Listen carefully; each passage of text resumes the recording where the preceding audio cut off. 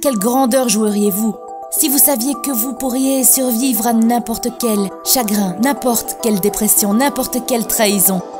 Si vous vous concentrez sur la peur, si vous essayez d'éliminer la peur, si vous essayez de faire face à la peur, la peur va s'alimenter de ça, de votre attention. Êtes-vous prêt à redessiner et à passer le design au niveau supérieur de l'expérience appelée vous? Que feriez-vous si vous saviez que vous ne pouvez pas échouer? Moi personnellement, si j'étais vous, j'aurais plus peur du confort que de l'inconfort. Tenez la peur dans une main et la passion dans l'autre et sautez. Le soleil brille sur la ville de Townsville, ce qui inclut qu'il y a bien sûr du soleil et des nanas. Plus sérieusement, oui, bien sûr que cette intro a été travaillée. Qu'est-ce que vous croyez? Je suis un génie, mais quand même. Plus sérieusement, si je parle de nanas, c'est pas pour rien. Ça fait hyper longtemps qu'on n'a pas fait de vidéo avec une femme motivante, une femme inspirante. Et bien sûr qu'il y a de la place pour ça sur notre chaîne de sexistes. Non, je plaisante. En fait, c'était juste un problème contextuel et actuellement ce problème n'est plus. Il est résolu. Et on va pouvoir justement sortir plus de vidéos avec des femmes motivantes, inspirantes, peut-être même philosophes et autres. Parce que bien sûr que les femmes sont à l'égal de l'homme. Mais bien sûr, arrêtez avec ça. Bon, c'est parti.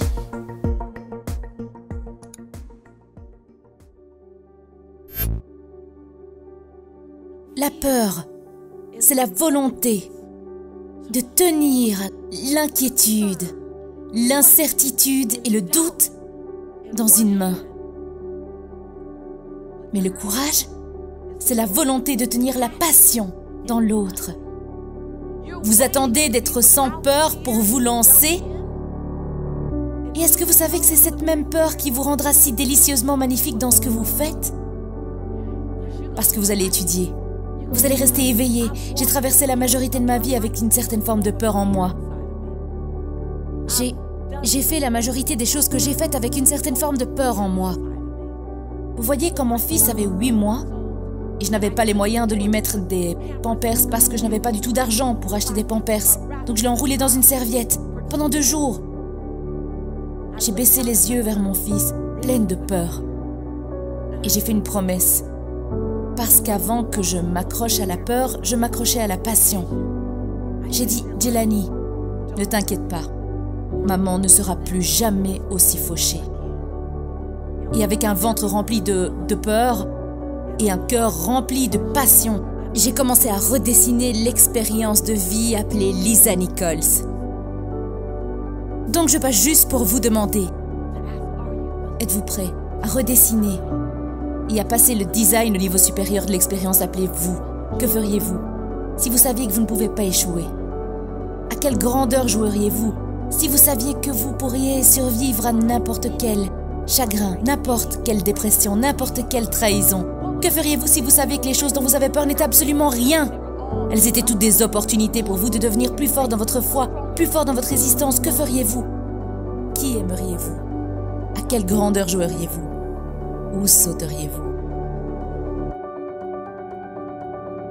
Quand j'entends le mot peur, j'ai plein de citations un peu clichés qui me viennent à l'esprit, comme « Le seul risque dans la vie, c'est de ne pas en prendre » ou encore « Le trésor que vous désirez le plus se trouve dans la grotte dans laquelle vous n'osez pas rentrer » ou encore « Le courage n'est pas l'absence de peur, mais ressentir la peur et faire ce que vous avez à faire dans tous les cas ». Mais est-ce que ces citations pourraient vraiment vous aider? J'en suis pas certain. Pour moi, j'aime bien voir la peur comme si vous vous concentrez sur la peur, si vous essayez d'éliminer la peur, si vous essayez de faire face à la peur, la peur va s'alimenter de ça, de votre attention. Alors que si vous tournez le dos à la peur, vous savez que vous allez en ressentir, mais le but n'est pas de pas en ressentir, parce que d'avoir peur est le meilleur moyen de devenir un anxieux chronique. Vous tournez juste le dos à la peur, et vous faites ce que vous avez à faire dans tous les cas. Sachez que la peur peut être une des plus grandes motivations de l'homme.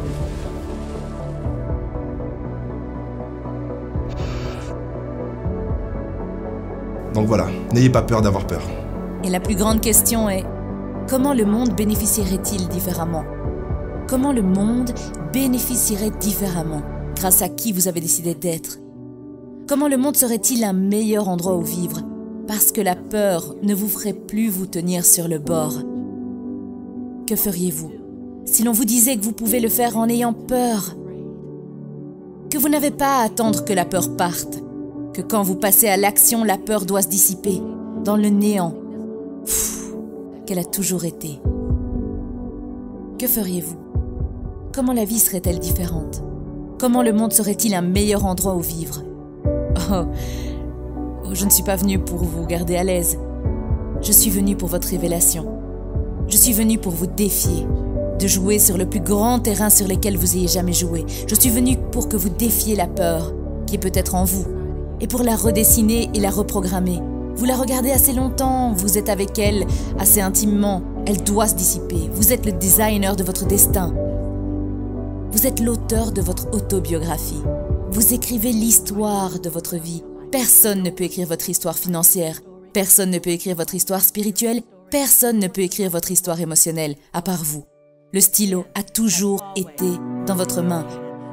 Le stylo a toujours été dans votre main. Je dis écrivez une histoire qui va être super bonne à lire. Et quand vous faites ça, vous devrez reprogrammer les fibres de votre être.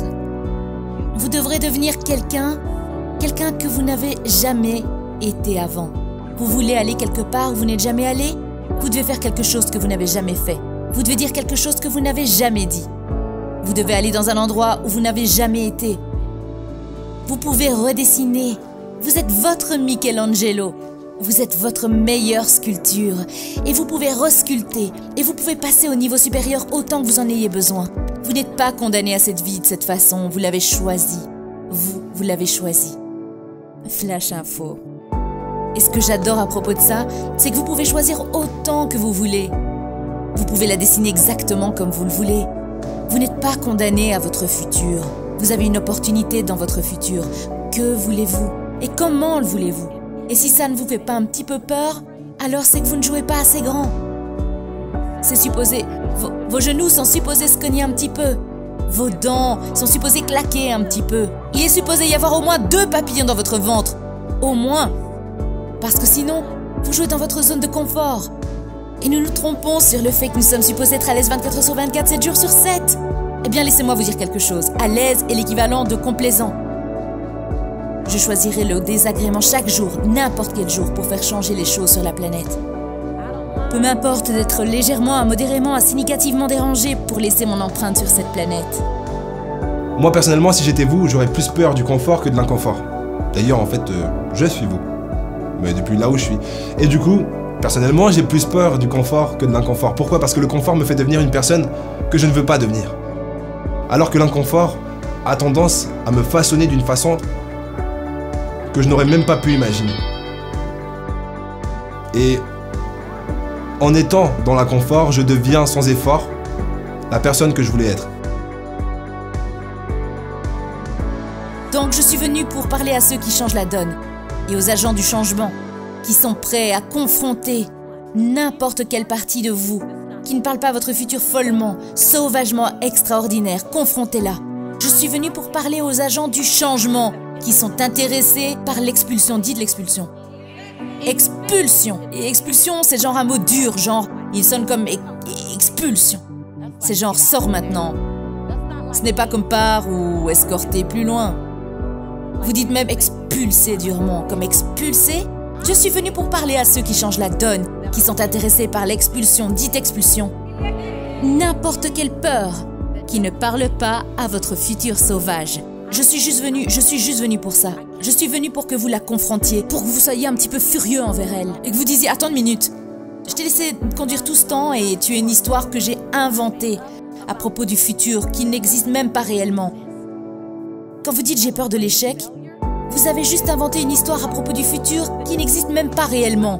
Est-ce que vous comprenez? Oui, vous devez comprendre. Quand vous dites « je pourrais être blessé dans la prochaine relation », vous avez inventé une histoire à propos du futur qui n'existe même pas encore. Est-ce que ça a du sens? Vous avez du pouvoir et n'importe quelle histoire que vous inventez est vraie pour vous. Mais elle est seulement vraie pour vous et ensuite, vous vivez cette histoire parce que vous voulez avoir raison.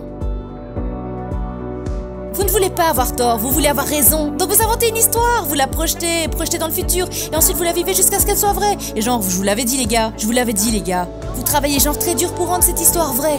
Et je veux juste que vous sachiez ça. Donc je suis passée pour vous inviter à dessiner une nouvelle histoire. Je suis passée pour vous rappeler que le stylo a toujours été dans votre main. Que personne d'autre ne peut écrire votre histoire, à part vous. Et cette conversation aujourd'hui parle de confronter votre peur. confronter votre peur. Et je me souviens, pendant des années, je ne parlais pas. Les gens disaient, mon Dieu, tu devrais être une oratrice. Non, je disais, non, non, non, mon professeur m'a dit. Mon professeur m'a dit que je ne devrais pas parler en public. Et il est professeur d'élocution. Il sait mieux que moi. Donc j'ai obtenu un travail dans la comptabilité. Parce que j'étais très loin des nombres. Je veux dire, loin des gens, près des nombres. J'étais un peu loin des nombres. Et aujourd'hui, je fais le flux des revenus et des choses très bien. Mais en ce temps-là, les débits et les crédits, ça ne m'importait pas. J'étais dans la comptabilité pendant 7 ans. Quelqu'un dans la comptabilité ici? Je prie pour vous. J'étais horrible à ça. J'étais dans les recouvrements. Je veux trop être appréciée pour être dans les recouvrements. Genre, mon but ultime, c'est que les gens m'aiment. Donc je suis dans les recouvrements, j'appelle des gens en leur disant qu'ils doivent payer. Ils me disent qu'ils ne peuvent pas payer. Mon enfant est à l'université, je ne peux pas payer. Je dis, oh ok. Eh bien vous savez quoi? Comme vous ne pouvez pas payer, et je sais que vous ne pouvez pas payer parce que je crois que cette histoire est une bonne histoire, je vais vous faire une faveur. Je ne vais pas seulement mettre à zéro votre somme due, je vais vous enlever de la liste. Donc ma superviseure m'appelle dans le bureau et elle dit, Lisa, qu'est-ce que tu veux faire quand tu seras grande? J'avais 23 ans. J'ai cru qu'elle testait mon sens de l'engagement. J'ai dit, je veux être la meilleure manager des comptes clients de tous les temps. Et je jure que je l'ai vu grimacer. Elle a dit, je sais pas. Elle a dit, je te donne une liste de 120 personnes à appeler et quand je la récupère, il y en a 89. Je ne sais pas ce qui se passe. J'ai dit, oh, ne vous inquiétez pas, je vous rends service. J'enlève tous les gens qui ne peuvent pas payer. Elle dit, les gens te demandent quand ils appellent. J'ai dit, je vise à satisfaire, oui, oui. Elle dit, c'est une entreprise de recouvrement, ils ne devraient pas te demander.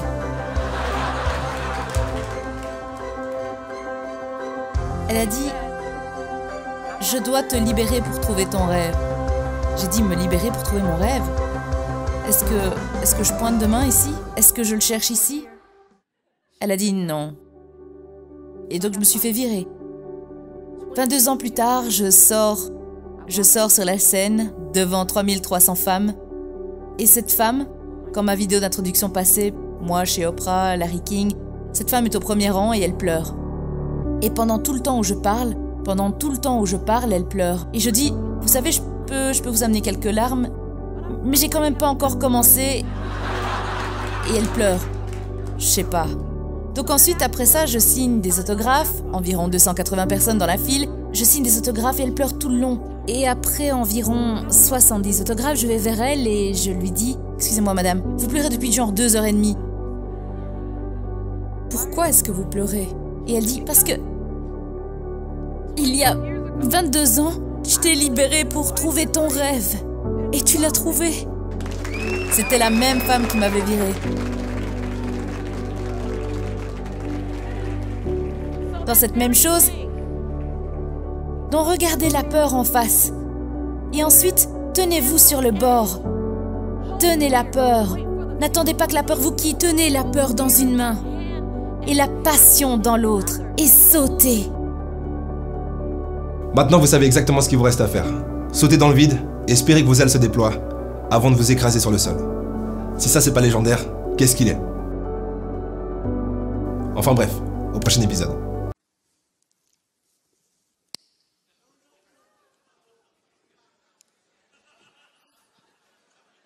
Quoi?